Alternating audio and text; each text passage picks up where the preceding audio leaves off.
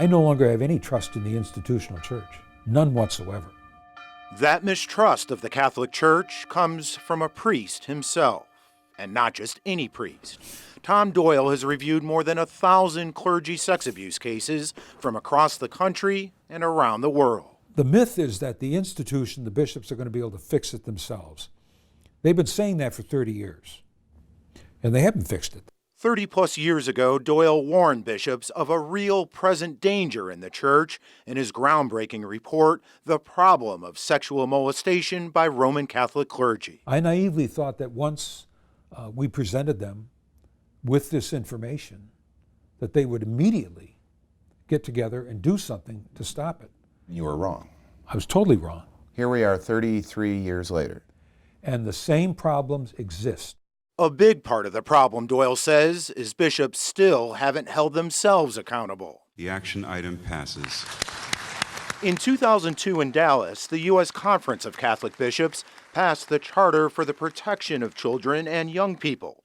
It established zero tolerance for abusive priests and deacons. You will be stripped of your ministry forever. But no consequences for bishops who conceal abuse.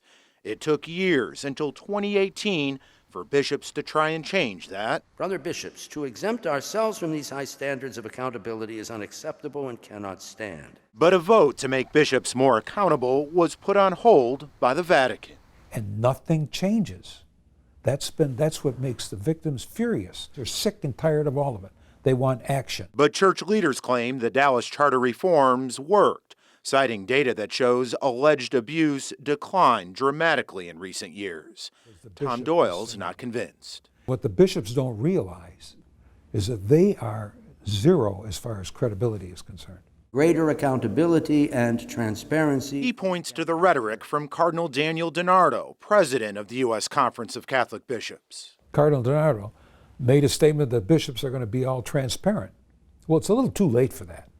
You know, they've been saying that for 20 years, and they're still not transparent. They pick and choose when they want to be transparent. He questions the transparency in the list of so-called credibly accused priests the Archdiocese of Galveston, Houston, and others plan to release soon.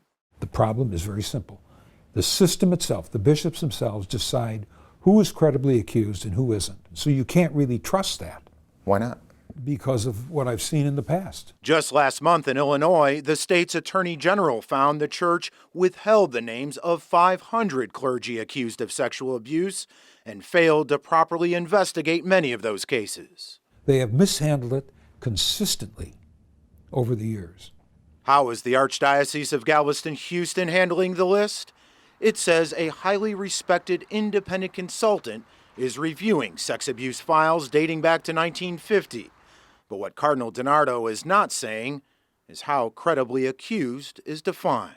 It's a subjective definition that the institution, that the bishops are coming up with because of the pressure they're under to do something. And all the promises of transparency, of caring for the victims, that's the biggest farce when they talk about we're going to do everything we can. They're going to be our first priority. Well, they haven't been yet. If you are a survivor of sexual abuse, there is help out there. You can call the National Sex Abuse Hotline at 1-800-656-HOPE. It's free and confidential.